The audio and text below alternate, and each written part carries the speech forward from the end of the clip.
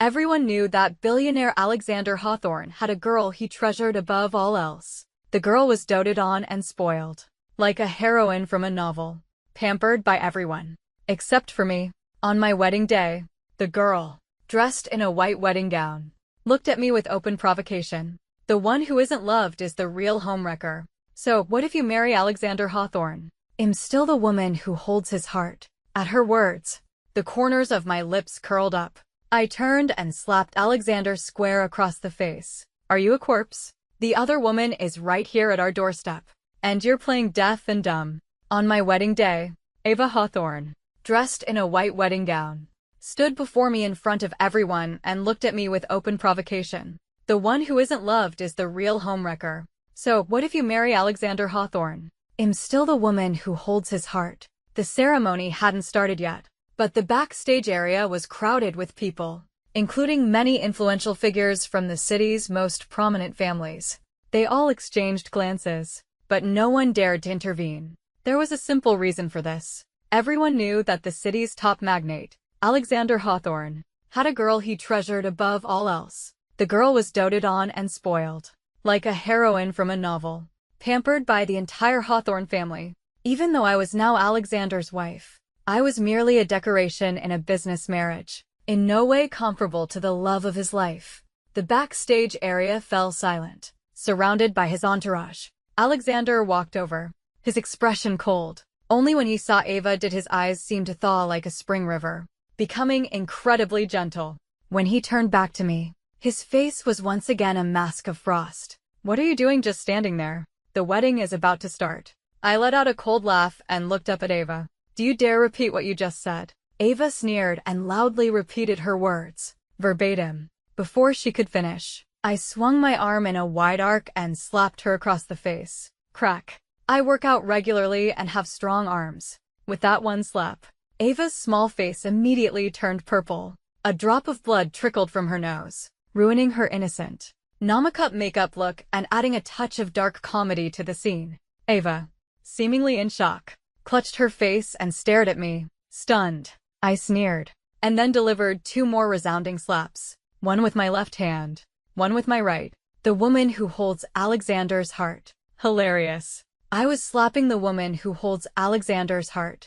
As I raised my hand again, Alexander finally reacted, grabbing my wrist. Isabel Reed, have you caused enough trouble? Ava is just a child. Are you really going to hit her over a few childish words? She's a child, and you're having an affair with her. You pervert. After he finished, I sneered and turned to face him. Alexander frowned at me.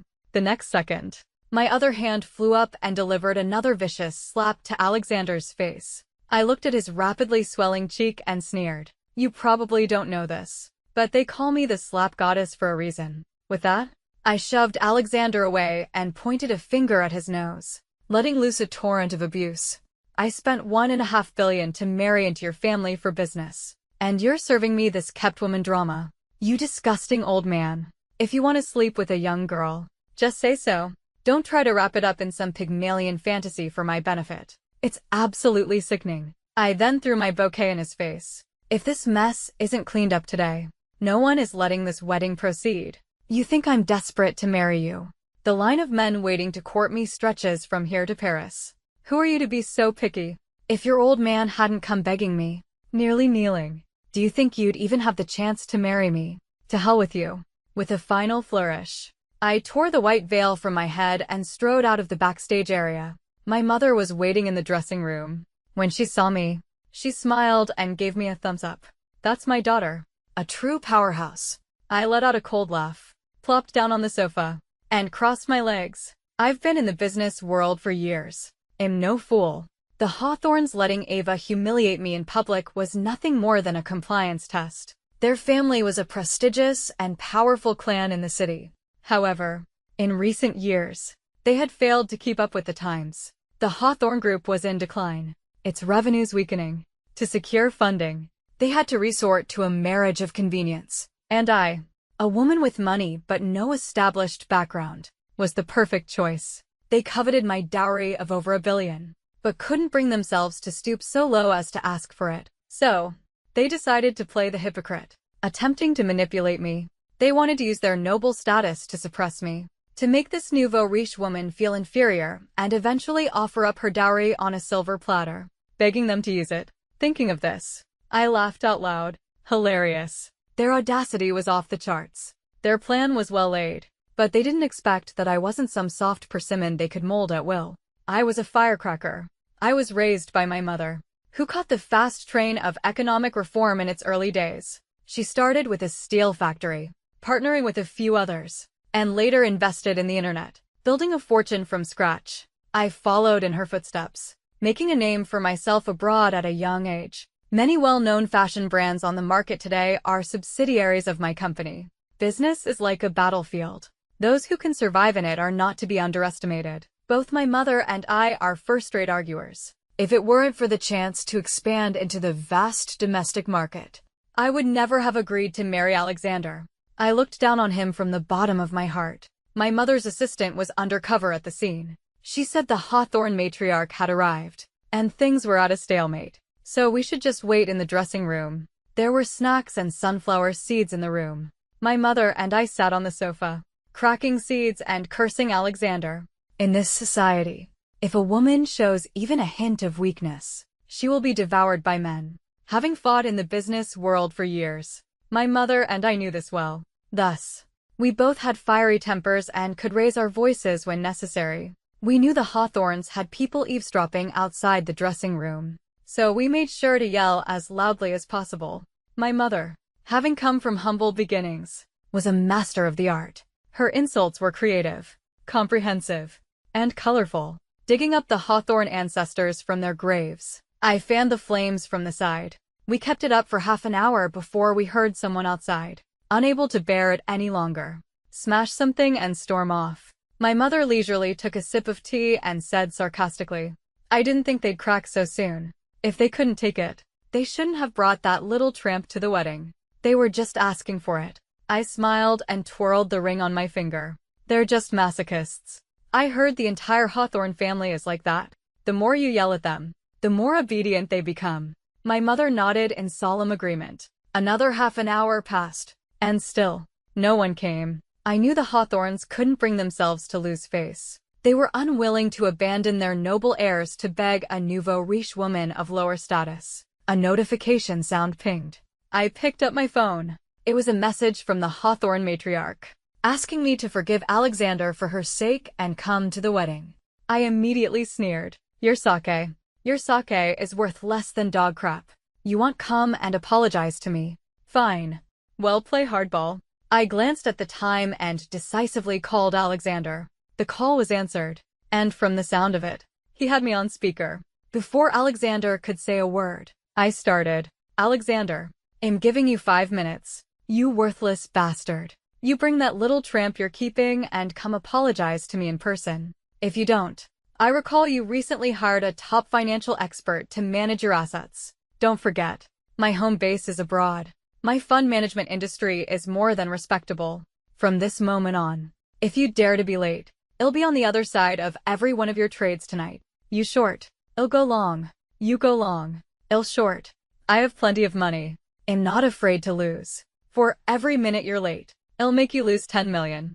I keep my promises." With that, I ignored the shouts from the other end and hung up. 3 minutes later, hurried footsteps echoed outside the dressing room. The door was thrown open. It was Alexander and Ava. I sat on the sofa with my legs crossed, watching as Alexander reluctantly approached. Only when he bowed his head in submission did I look at Ava. The girl's face was a mess of red and purple, like a dye factory. I put on a fake smile. "Ava, I know you're just a child. I can understand if you don't watch your mouth. It's all right. Once I'm part of the Hawthorne family, it'll teach you slowly." I then took a stack of cash from my handbag. "You're the child Alexander is raising, so that naturally makes me your stepmother. Call me mother, and mother will give you a little reward." Ava's head snapped up. Her face tear-streaked as she looked at Alexander. I smiled sweetly at her. After a long moment, Ava gritted her teeth. Her eyes filled with hatred. But she had no choice but to lower her head. "Mother," I smiled, and with a flick of my wrist, I tossed the stack of cash at her face. "Good girl." Mother's favorite kind of girl is one who has self-respect. Learn from me in the future. Don't let your head be filled with nothing but men. That's being relationship obsessed. It's a sickness, and it needs to be cured. With that, I gracefully stood up, patted the non-existent dust off my clothes, and turned to Alexander with a smile. What are you waiting for, Alexander? Let's go. The wedding concluded perfectly, and I, Isabel Reed, became an instant legend in the city's upper echelons, slapping my adopted daughter and husband at the wedding. And at a high society one at that. What a feat. Everyone said I was a force to be reckoned with. My in-laws had tried to put me in my place in front of everyone, but I had turned the tables, forcing them to eat their own filth. I didn't care what the outside world said. I only knew that I was now the young mistress of the Hawthorne family. On our wedding night, Alexander came to the bedroom, his face as black as the bottom of a pot. Isabel Reed, let me tell you, you may have my body now, but you will never have my heart. I sneered and kicked him off the bed. Who wants your pasty? Pig-like body. One look at it makes someone like me, who can't stand pork, feel sick. Get out. The next day, I woke up refreshed and energized. The first thing I did was call all the servants of the mansion together. The butler stood in the middle, his hands clasped before him. I looked him up and down and suddenly smiled. Who pays your salary now? The butler replied respectfully. You do, ma'am. I nodded. He seemed to catch on quickly. After he finished, I picked up my teacup and skimmed the foam off the top. Since you know who puts food on your table, don't be disloyal. Be careful, or I'll fire you all. We'll see if those old relics will still have you then. I looked up. A few of the younger servants flinched, bowing their heads even lower. When the servants had dispersed, I looked up. Alexander was standing on the second-floor landing, frowning at me. I placed the teacup on the table and said slowly, if you have something to say, come down here. I hate looking up at people. At my words, Alexander descended the stairs, 2 dark circles under his eyes. The young master had never slept on the floor before. No matter. He'd get used to it. Alexander's voice was hard. Isabel Reed, why do you have to be so ruthless? I raised an eyebrow. What do you mean, ruthless? This is called an employee briefing. If they listen to me and do their jobs, I certainly won't be stingy. Rewards and punishments must be clear. That's basic business logic. You've been the head of the Hawthorne family for so long. Haven't you learned that yet? Seeing my mocking expression, Alexander took a deep breath and changed the subject. That $1.5 billion. When will you give it to me? I was amused and retorted. My dowry. Why should I give it to you? Did you pay a bride price for me? Why are you asking for my dowry? What do you need it for? Faced with my 3-part question, Alexander clenched his fists and said in a low voice, the Hawthorne family is in some trouble lately. We're short on funds and need your dowry for investment. As for the bride price, we were in the wrong. I burst out laughing. A vague we were in the wrong was supposed to get him $1.5 billion. In his dreams. I leaned back on the sofa, crossing my legs, and smiled. You want my dowry? Fine. But every penny you invest, every bit of capital injected into the Hawthorne family, has to go through my people. Every business move you make has to be reviewed by my assistant beforehand. Hearing this, Alexander's long-suppressed anger finally erupted. Isabel Reed, don't push it too far. I've never met such a shrewish woman. Seeing him flare up, I slammed my teacup on the floor. Crash. I stared at him. Alexander, you're quite the hypocrite, aren't you? When the Hawthorne family didn't give a damn about me, didn't let me use any of your resources or connections, you didn't say a peep. Now that it's my turn, I'm a shrew. Let me tell you, this is a business marriage. If you want to cooperate, to exchange resources and have mutual benefits, I have no problem with that. But if you think you can get a free ride off of me, I do like to see how many lives you have to spare for such foolishness. I stood up and looked down at him. I know you like gentle women, but your like is worth as much to me as a pile of dog crap. Think about your own business value. Show me some sincerity, and then come back to talk about cooperation. With that, I left Alexander standing there, took the handbag the butler handed me, and walked out the door. I was no pampered high society wife. I had my own career and no time to be a vase in the Hawthorne household. I had been working hard on the Reed Company's branch in the city. The marriage to the Hawthornes was originally to expand my network. Now that my goal was achieved, I was naturally busy developing my business. After my morning lecture to Alexander, my work in the city proceeded much more smoothly. Seeing the Hawthorns' sincerity, I wasn't stingy either. I invested a large sum into their company. After all, I was now a shareholder in Hawthorn Group. Our fortunes were tied, but the investment came with conditions. To prevent the Hawthorns from squandering my money, I sent Alexander a contract. If Hawthorn Group failed to meet the profit targets I set within 3 months, my subsequent investments would not follow. My assistant told me that Alexander threw a huge tantrum in his office after receiving the contract. But what did that matter? He eventually agreed to my terms. When my assistant, Mia, brought me the contract, she looked worried. Ms. Reed, are we being a bit too aggressive, pushing them like this?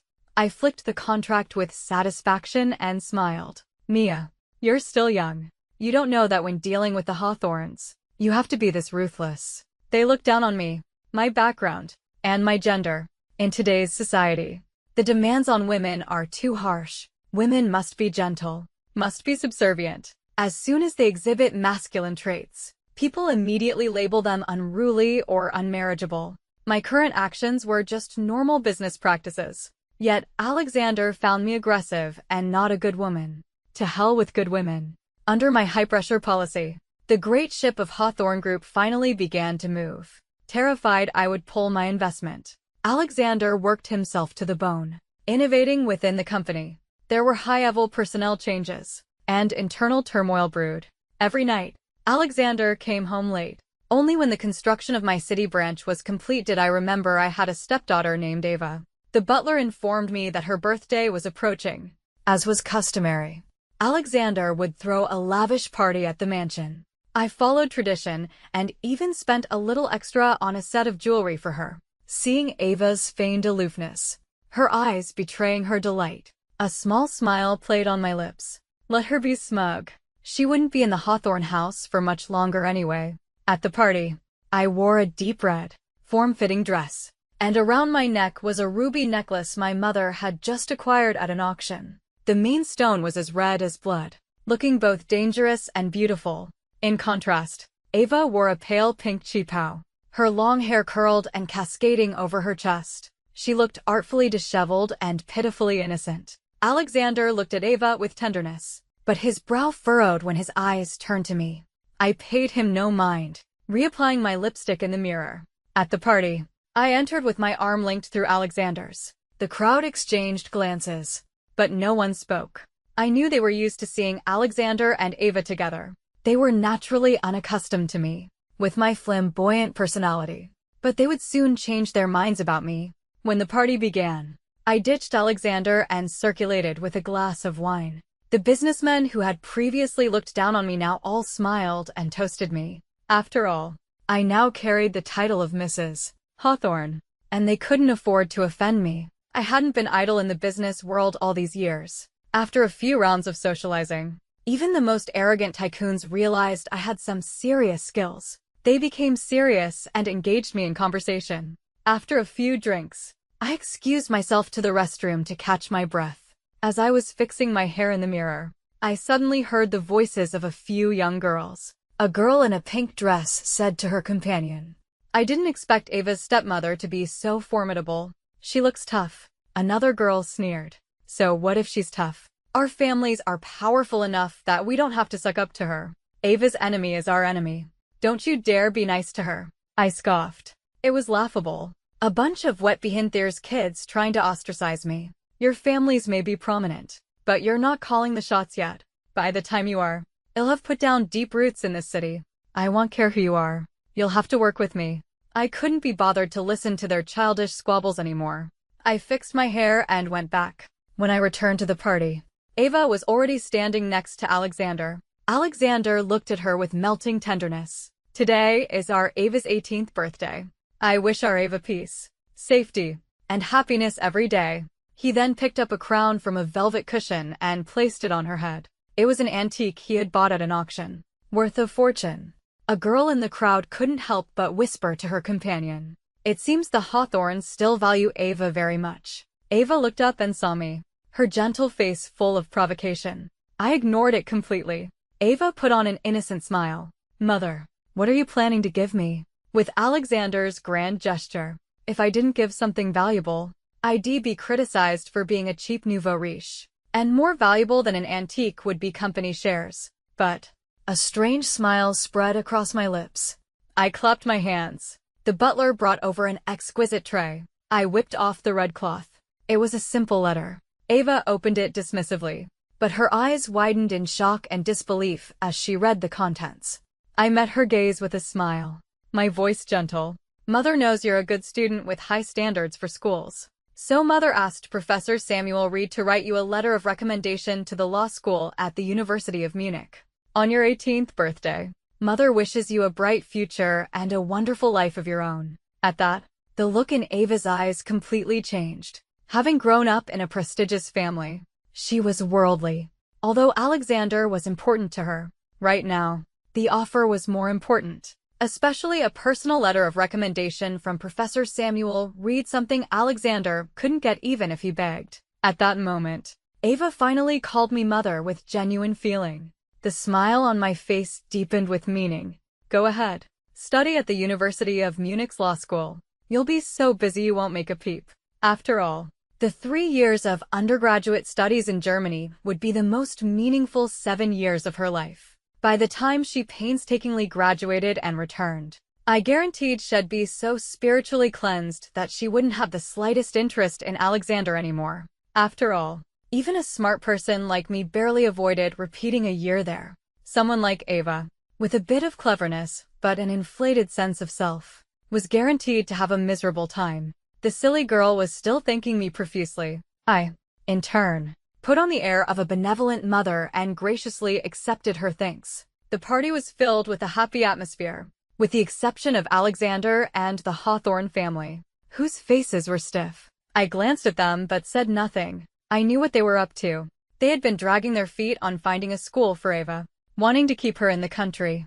They wanted her here to antagonize me, to distract me with domestic drama while they used my dowry for their business activities, hoping I wouldn't notice. But what kind of person was I? I would never get bogged down in sentimental nonsense. A letter of recommendation that was impossible to refuse shut the Hawthorns up and dealt with the little pest Ava at the same time. After receiving the letter, Ava began to study the language. She didn't have much time, and German was not as simple as she had imagined. Even with her previous foundation, in-depth study was a struggle, not to mention her other subjects. I hired several hind tutors for her at great expense, who came to the Hawthorne mansion for non-stop lessons every day. Alexander watched from the side but couldn't find any fault. The moment he tried to get Ava to confront me, I would stop him with a smile. Darling, Ava is at a critical juncture right now. Since you love her, don't distract her at a time like this. I may not be very educated, but I know that knowledge is the most valuable thing. Ava enjoys this. Isn't that a good thing? I would smile at him, my eyes crinkling, and he would look away, flustered, especially the not very educated part. It made him squirm. He used to look down on me, not even bothering to learn about my background. It wasn't until I produced Samuel Reed's letter of recommendation at Ava's birthday party that he became wary. A graduate of the University of Munich's law school, with a double major in law and finance. During my master's studies, I met the founder of a luxury brand by chance, found my entrepreneurial direction, and decisively dropped out to create my own brand. At only 28, I had a vast fortune but kept a low profile, only entering the domestic market this year. And him, the self-proclaimed tycoon, had just coasted through a degree abroad on his family's coattails, only to return home and start playing house with a young girl. How could he compare to me? Knowing my background, Alexander's pride took a massive hit.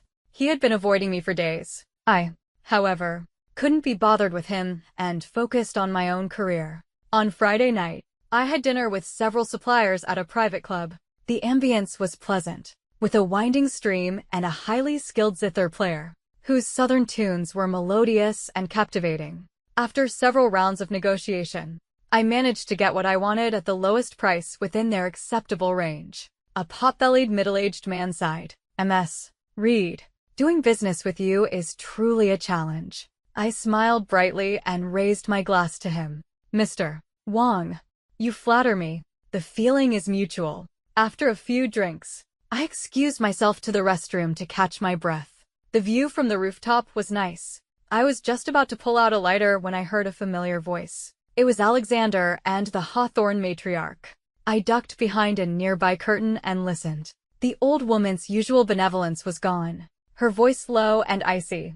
"Why haven't you made a move on Isabel Reed yet? Don't tell me you can't even handle one woman." Alexander's voice was full of frustration. "It's not that I don't want to. It's that Isabel is too vigilant. She's not a pushover. We can't just get our hands on that $1.5 billion. The old woman sneered. "She's just a woman. How capable can she be? Your sister-in-law was a tough nut to crack too.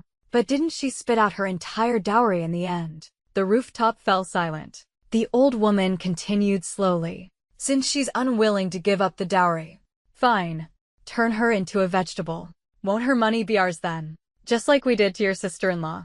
Don't tell me you can't even handle such a small matter." Hearing this, I froze, a sarcastic smile flashing in my eyes. So, the Hawthorne family was not a good one. After all, after the mother and son left, I was about to step out when I heard footsteps. The next second, a gentle voice spoke. "Ms. Reed, did you hear all of that?" I pulled back the curtain and looked up. A tall, slender man stood before me. A white shirt with a subtle pattern, a gray sweater, and the metal-framed glasses of a sophisticated villain. It was the professional manager of Hawthorne Group, and also the family's illegitimate son, Damien Hawthorne. This illegitimate son, who grew up in the slums until he was 15 and then entered the world of the rich to survive, had a surprisingly strong backbone. After struggling in the Hawthorne family for 3 years, he went to study in the United States at 18 and, upon his return, chose to remain loyal to Hawthorne Group. I twirled a lock of my hair and looked up at him lazily. "Mr. Hawthorne, you went to such great lengths for me to hear all that. What can I do for you?" Damien chuckled, not beating around the bush. He stated his ambition plainly. "I want the entire Hawthorne family. Work with me. When it's done, I'll give you 6% of Hawthorne Group shares, and I'll return your $1.5 billion with interest." I looked him up and down and then decisively shook his hand. Deal. The reason I could so easily cooperate with Damien was simple. His background played a large part. The foolish and lecherous old Mr. Hawthorne, the strong and sinister Hawthorne matriarch, Damien's mother who was taken by force, and then Damien, the illegitimate son. Moreover, Damien's position as a professional manager had long been a thorn in Alexander's side. If it weren't for the board's repeated objections, Alexander would have ousted him long ago. At this point, even if Damien wanted to stay out of the fray, he had to fight. And he was an ambitious man. After agreeing to cooperate with Damien, I didn't make any rash moves. I continued as usual, going to work every day. I would occasionally play the mother figure, showing concern for the exhausted Ava, and then use sharp words to humiliate Alexander. A man like Alexander was weak when you were strong, and strong when you were weak. Under my high-pressure tactics, he didn't dare to make a peep. It wasn't until I had established my branch in the city and began to take a large chunk of Hawthorne Group's profits as an investor that the Hawthorne matriarch could no longer wait. After I took my share of the money, she slammed the table. In front of a large group of shareholders, she pointed at Alexander's nose and shouted, "How did I raise such a useless son?"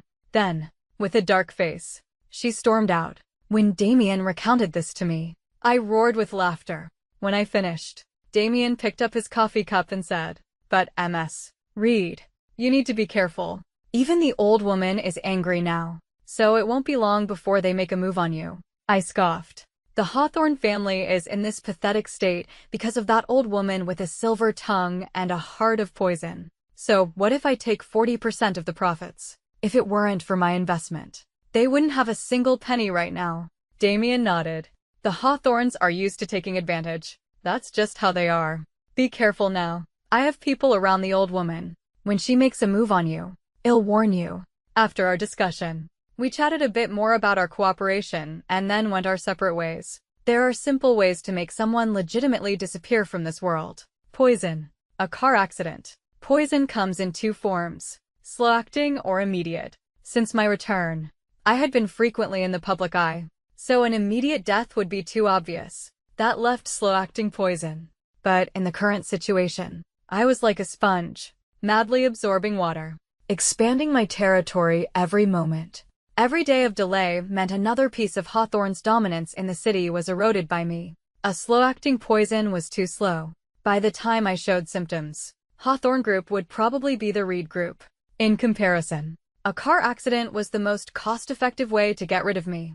Damien said that old hag was an expert at using car accidents to cover up her crimes. His own mother had lost her life in a car accident planned by the old woman.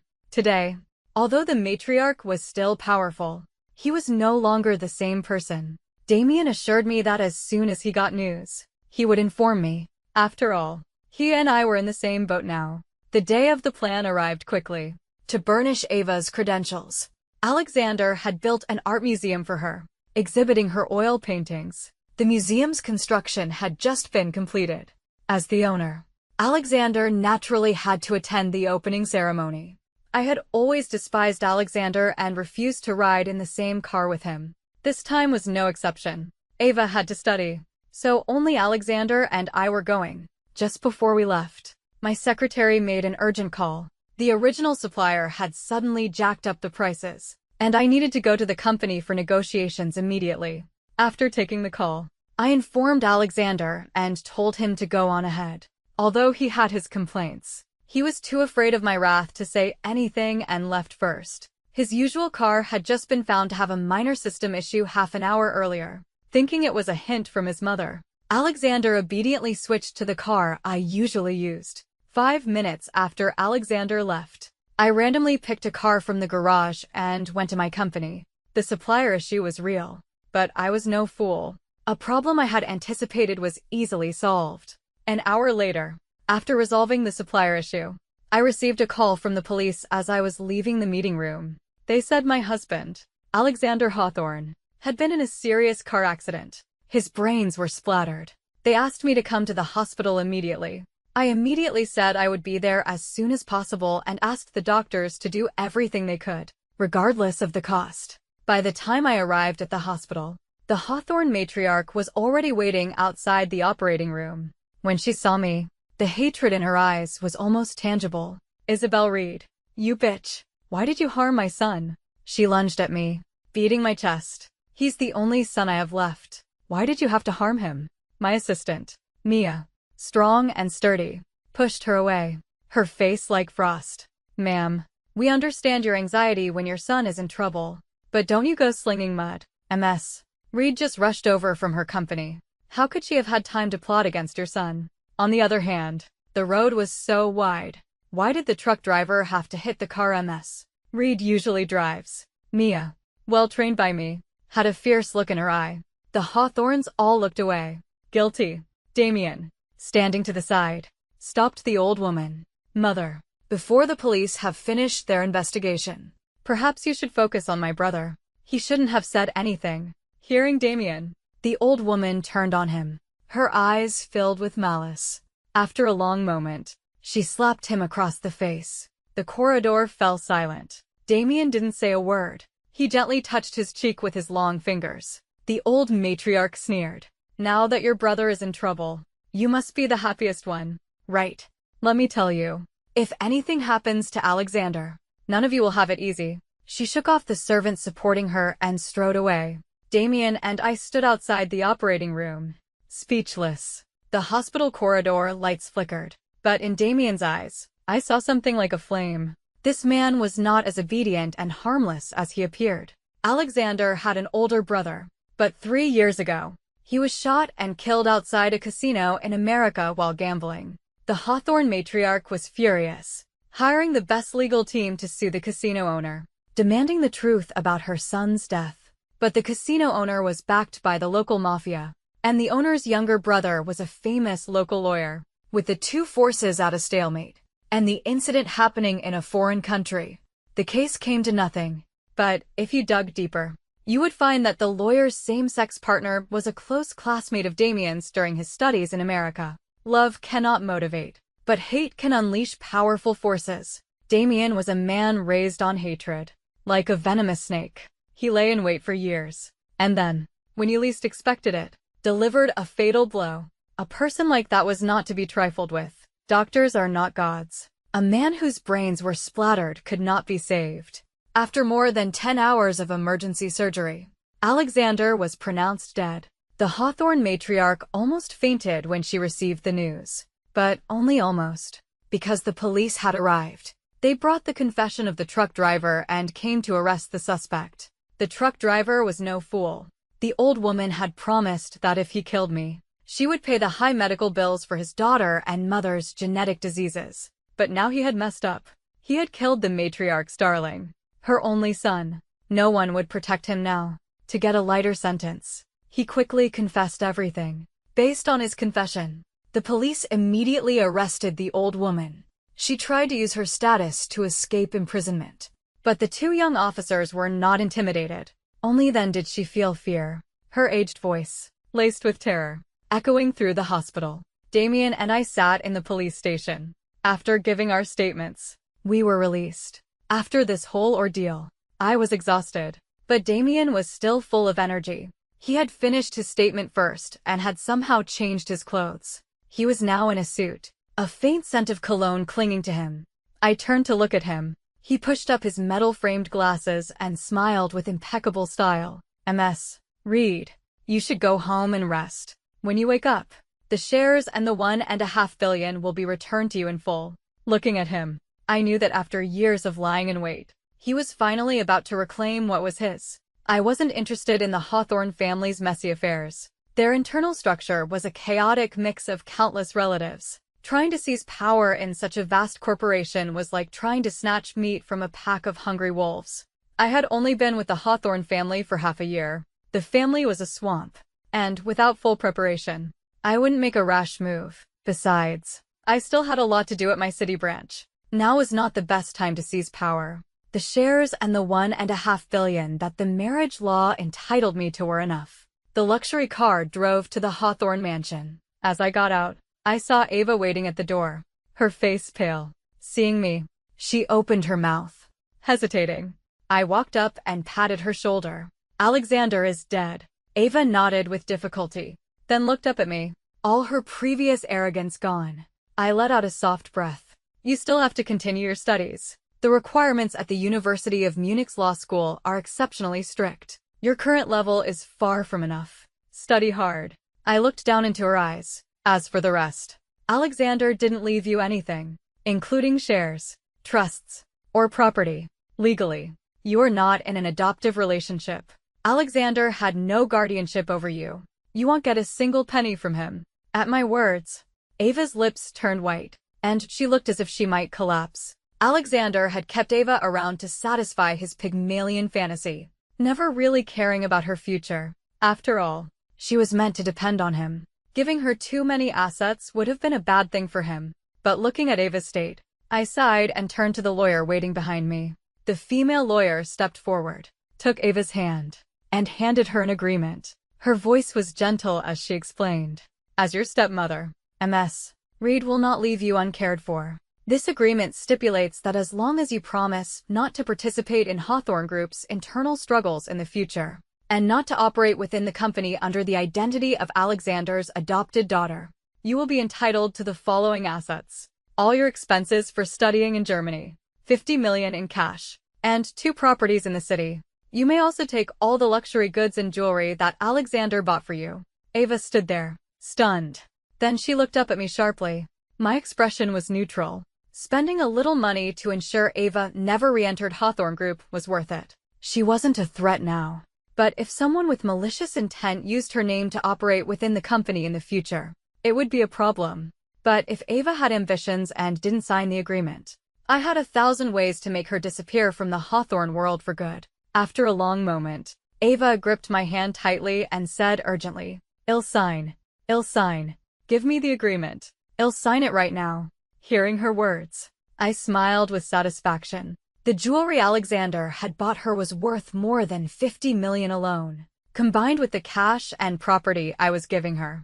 As long as she behaved, it was enough for her to live a life of comfort and luxury in the city forever.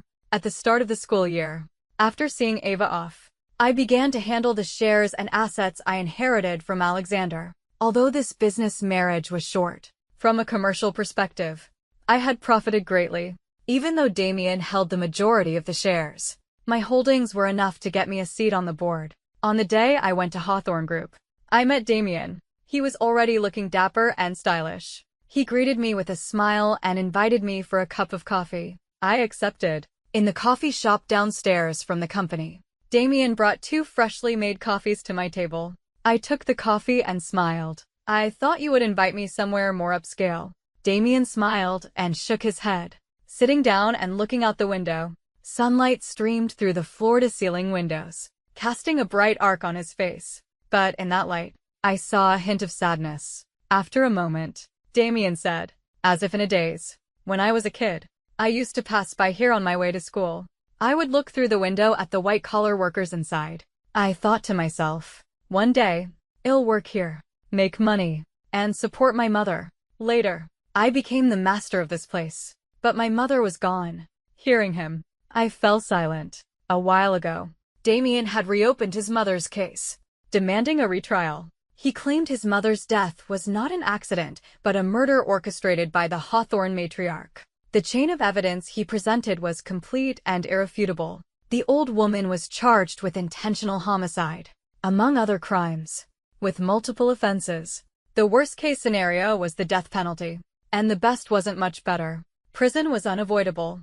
The matriarch had spent her life scheming, only to have her entire fortune fall into the hands of the illegitimate son. I wondered what she thought of that. When Damien came back to himself, he saw me across from him and smiled apologetically. "My apologies, Ms. Reed.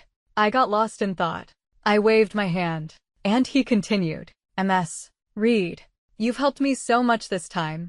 If you need anything in the city in the future, please don't hesitate to come to me." The internal struggles at Hawthorne Group haven't subsided, but fortunately, I have built up some connections during my time as a manager, so I can barely manage. For now, let's part ways here. With that, he stood up and bid me farewell. After he left, I looked out the window. The early autumn sun in the city was bright. The trees were lush and green, still full of life. I had been in the city for half a year. I had started a new company and joined the board of Hawthorne Group. My future was just beginning.